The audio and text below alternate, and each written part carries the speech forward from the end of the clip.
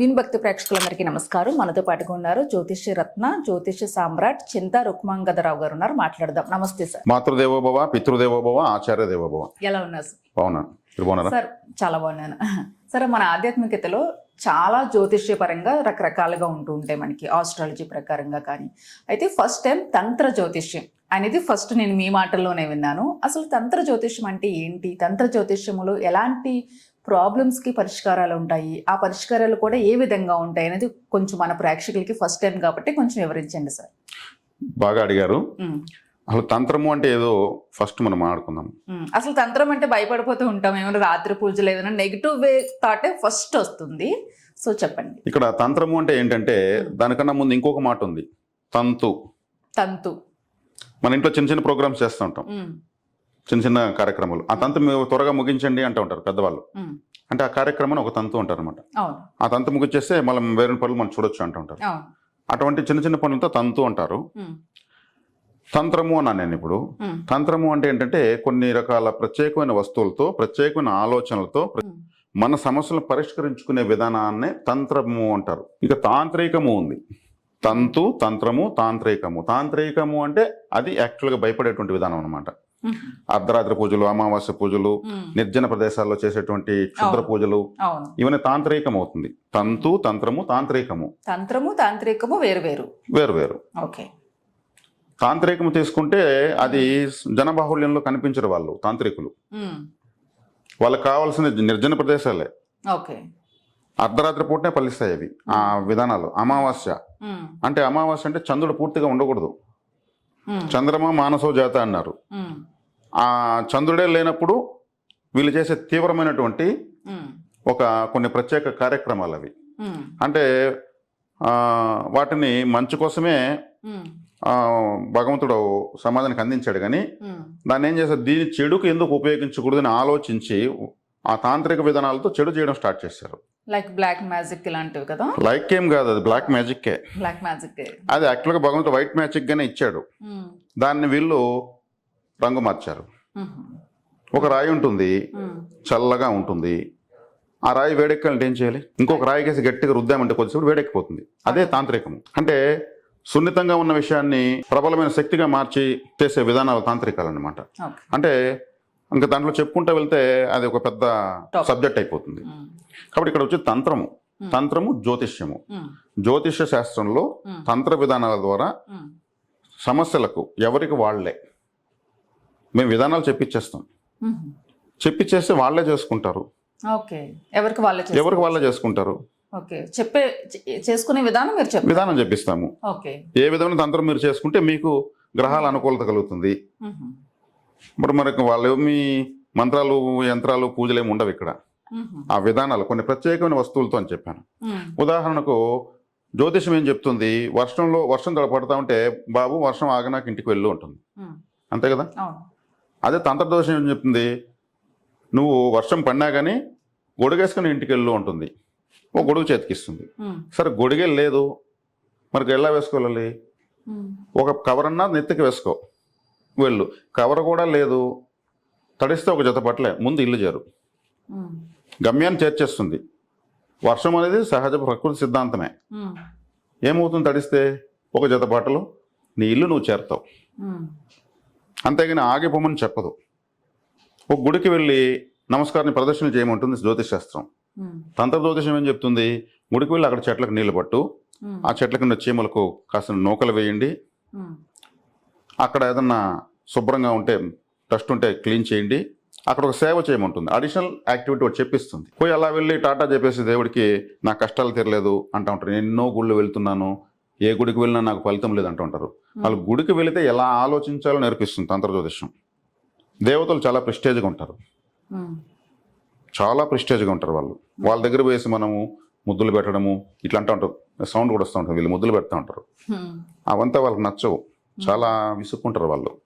వాళ్ళ గుడి అనేది చాలా శక్తివంతమైన ఒక శక్తి కేంద్రం. అది ద్వారపాలకులు ఉంటారు, పరివార దేవతలు ఉంటారు, వాళ్ళకు క్షేత్ర పాలకుడు ఉంటారు, ఇంతమంది ఉంటారు. మన రికార్డ్స్ వెరిఫికేషన్ జరుగుతుంది అక్కడ. ఆ వస్తున్న వ్యక్తి కనీస ధర్మాలు పాటిస్తున్నాడా? కనీస ధర్మాలు అంటే ఏంది? తల్లిదండ్రులు సేవ చేస్తున్నాడా, సమాజం పట్ల సరైనటువంటి పద్ధతులుగా నడుచుకుంటున్నాడా, కనీస అర్హతలు అంటారు వాటిని, ఆ అర్హతలు ఏమి లేకుండా అక్కడికి ఒక మూట టెంకాయలు తీసుకెళ్ళి 50 కొబ్బరికాయలు కొడితే కూడా ఫలితం రాదు. కొబ్బరికాయలకో కర్పూరాలకో వాళ్ళు సరెండర్ అయిపోతే ఇంక మళ్ళీ ఏంటి దేవతల తరువులు, అవన్నీ తంత్ర జ్యోతిషం చెప్పిస్తుంది.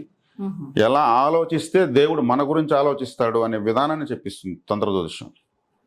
ఇంకా డైరెక్ట్గా దేవుణ్ణి మనం ఆలోచింపజేసామంటే మధ్యలో ఈ నవరత్నాలు ఎందుకు, యంత్రాలు ఎందుకు, హోమాలు ఎందుకు, ఇవేవి వద్దు బాబు, నువ్వు ఆ హోమం పెట్టుకో, ఓ 50,000 ఖర్చు అవుతుంది, పలానా యంత్రం ఇస్తాను, ఇంట్లో పెట్టి పూజ ధూపం వేయి అంటారు. వాళ్ళు ఇచ్చిన వాళ్ళు నేను విమర్శించడం లేదు, అవన్నీ చేసి నష్టపోయినా నా దగ్గర చేడుస్తున్న వాళ్ళు ఎంతోమంది ఉన్నారు. హోమాలు పూజల వల్ల ఏమి, అవి లోకక్షేమం కోసము రాజులు, లోక దేశాది నేతలు చేపించాల్సినటువంటివే అవి. వరుణయాగం అంటే వర్షం కోసం, లోక సమస్త సుగుణ భవంతుని సర్వేజన సుగుణ భవంతుని వాళ్ళు చేయాలి యాగాలు, హోమాలు. రాజులు అప్పట్లో చేసేవాళ్ళు, చందాలు వసూలు చేసేవాళ్ళు కాదే.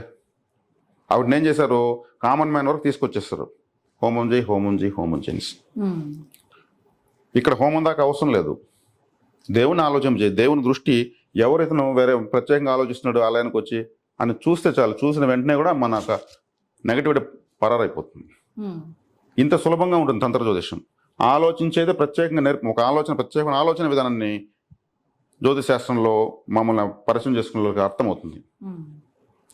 కాబట్టి తంత్ర జ్యోతిషం అంటే ఇక్కడ మేము ఇట్లాంటివే చెప్పించేది, అన్నీ సులభంగా ఉంటాయి, అర్థమయ్యే విధంగా ఉంటాయి, చేసుకోగలిగిన విధంగానే ఉంటాయి, మామూలు సులువుగా ఉంటాయి. ఓ ఆలయానికి ఒక 5 చీపురు కట్టలు ఇమ్మంటాం కానుకగా. ఆలయముకి చీపురు కట్టలు ఆదివారం కొంటే అదృష్టం, చీపురు కట్ట ఎప్పుడు కూడా ఎవరైనా సరే.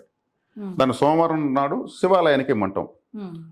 అప్పుడు ఆ చీపురుతో అక్కడ ఊడుస్తూనే ఉంటారు కదా, వీళ్ళ జాతకంలో కష్టాలు శుభ్రమవుతాయా? ఫ్లోర్ క్లీనర్ ఇమ్మంటాం, టాయిలెట్ క్లీనర్స్ ఇమ్మంటాం, ఆలయ శుభ్రతకు కృషి చేయమంటాం.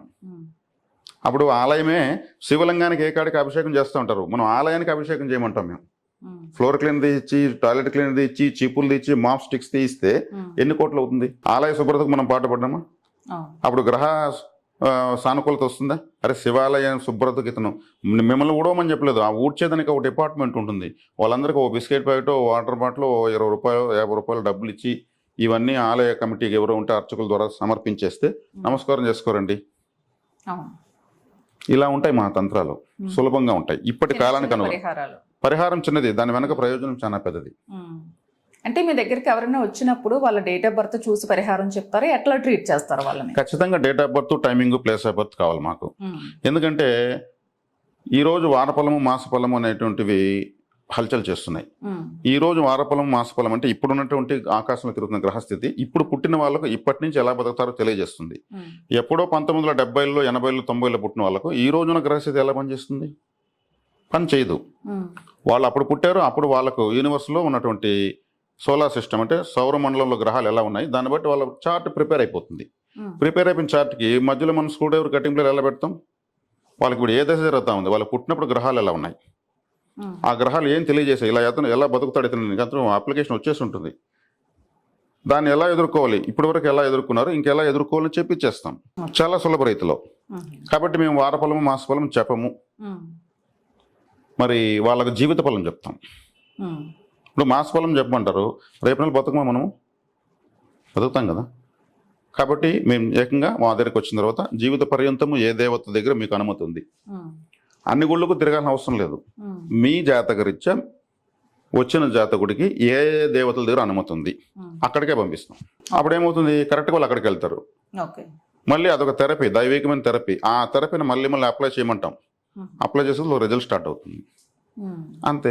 30 దేవతలు ఉన్నారనేసి 30 దేవతలు మొక్కితే ఎప్పుడు మొక్కాలా? రోజుకో దేవుని మొక్కుతూ జీవితం చాలదు. ఆ విధానం చెప్పిస్తాం. కాబట్టి తంత్ర జ్యోతిష విధానం అంత సులభమైన జ్యోతిష విధానం వేరొకటి లేదని నేను చెప్పగలుగుతాను.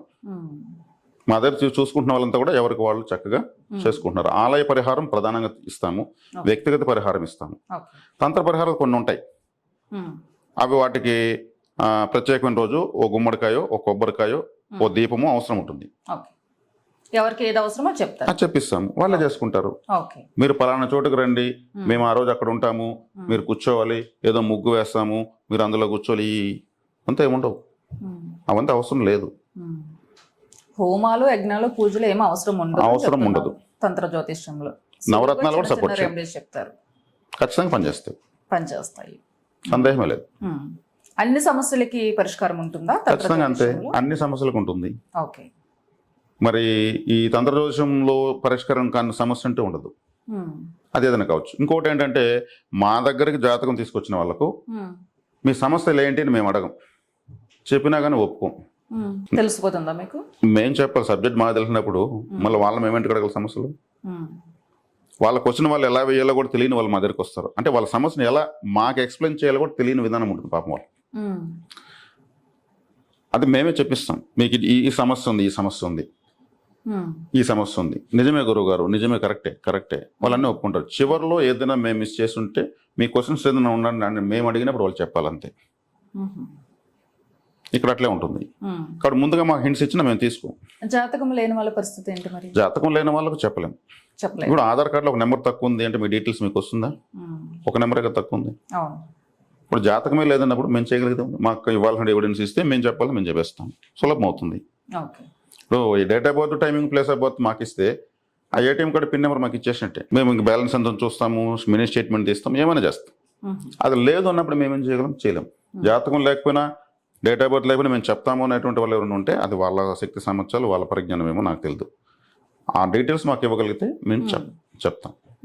కాబట్టి ఇది తంత్ర జ్యోతిషం అనేది చాలా సులభరీతిగా ఉంటుంది. ప్రతి ఒక్కరు ఆచరించుకోదగిన విధంగానే ఉంటుంది. వాళ్ళకి వాళ్ళు చేసుకునే రెమెడీస్ అంతే, అదే చెప్పిస్తాం. ఖచ్చితంగా జాతకం అయితే ఉండాలి తంత్ర జ్యోతిషం, ఖచ్చితంగా ఉండాలి. కొంతమందికి ఆలస్యం అవుతుంది రిజల్ట్ మేము చెప్పిన థెరపీ చేసేదాని వల్ల. ఎందుకు ఆలస్యం అవుతుంది? ఒక వ్యక్తి ఇప్పుడు ఈ జన్మలో ఉన్నాడంటే గతంలో కూడా ఎన్నో జన్మలు ఎత్తుకుని వచ్చుంటాడు. ప్రతి జన్మలోనూ కొంత కర్మ మిగిలిపోయి ఉంటుంది. అన్ని కంప్లీట్ చేయలేకపోవచ్చు. ఆ ఇన్కంప్లీటెడ్ బ్యాలెన్స్ అంతా కూడా వాళ్ళకి సేవ్ అయి ఉంటుంది. ఇప్పుడు ఇచ్చే పరిహారము వాటిని బర్నింగ్ చేస్తూ ఉంటుంది. ఇప్పుడు ఈ రోజు ఇక్కడ ఎదుర్కొన్న సమస్య గురించి ఇతను ఆలోచిస్తూ ఉంటాడు, కానీ పెండింగ్ అనేది బ్యాంక్ లోన్ లాగా ఒకటి ఉంటుంది. ఇది మేము ఇచ్చే పరిహారం ఏం చేస్తుంది, వీళ్ళు అడిగినా అడగకపోయినా గత జన్మ కర్మను కూడా కరిగిస్తుంది. వీళ్ళు దాన్ని అర్థం చేసుకొని మళ్ళీ అందుకే చేయమనేది, మళ్ళీ దాన్ని అప్లై చేయమంటాం. సో నక్షత్రం రోజు పలానా వారము పలానా గుడికి అనేందుకు ఫార్ములా అది. అప్పుడేమవుతుంది, 1 fine day పూర్తిగా రిలాక్స్ అయిపోతారు. రోజుకో % కర్మ కరిగింది అనుకుందాము మేము చెప్పే పరిహారం వల్ల, 100 days 100% అయిపోతుందా? మనకు 100% మన కర్మ తొలగిపోవాలంటే 100 రోజులు. కానీ మేము ప్రతిరోజు కూడా చెప్పము, కొన్ని ఉంటాయి, అది నెలకోసారి ఉంటుంది ఆ కర్మ, ఆ క్రియ. ఇటువంటివి చెప్పిస్తాం. తిథి నక్షత్రాన్ని బట్టి చెప్తాం, వాళ్ళ జాతక రీత్యా వచ్చేదాన్ని బట్టి ఉంటుంది. ఓకే. తంత్ర జ్యోతిష్యంలో అయితే సులువైన మార్గాలు ఉన్నాయి మనకి ప్రాబ్లమ్స్ నుంచి బయటపడడానికి. ఎవరికి వాళ్ళు చేసుకొని నిజంగా సులువుగా అర్థమయ్యేటట్టు మీరు కూడా చెప్పారు. అంటే చిన్న పరిహారాలతో చక్కగా ఇప్పుడు మీరు విన్నారు, నేను అన్ని కూడా టైటిల్సే చెప్పాను, విధానమే చెప్పాను, కానీ మీకు అంతా అర్థమైనంత ఫీలింగ్ వచ్చిందా? ఈజీగా ఉందా? మనసు తేలిగ్గా ఉందా? అంటే చేసుకుంటున్న వాళ్ళకు కూడా ఇలాగే ఉంటుంది. వాళ్ళ జాతక రీత్యా సమస్యను మేమే చెప్పి వాళ్ళు రిలాక్స్ అయిపోతారు. నిజమే కదా, ఈ నెల చెప్పగలిగాడు, సమస్య చెప్తే ఆటోమేటిక్ గా రిలాక్స్ అయిపోతారు. ఆ సమస్య ఉంది, మరి ఇప్పుడు ఏం చేయాలి అది కూడా చెప్పిస్తాం. ఇక్కడ మేము ట్రాఫిక్ పోలీసు లాగానే ఉంటాం, ఎవరు ఎలా వెళ్ళాలో చూపిస్తాం. మేము తొడుకెళ్ళి చూపించాం, వదలం. అది పరధర్మం అవుతుంది. చూపించడం ధర్మం అది, ఆచరించుకో ధర్మం వాళ్ళది. సరిపోతుంది. అందరికీ సులువైన మార్గాన్ని పరిచయం చేశారు మీరు తంత్ర జ్యోతిష్యం అనే పద్ధతిలో. నమస్తే. ధన్యవాదాలు.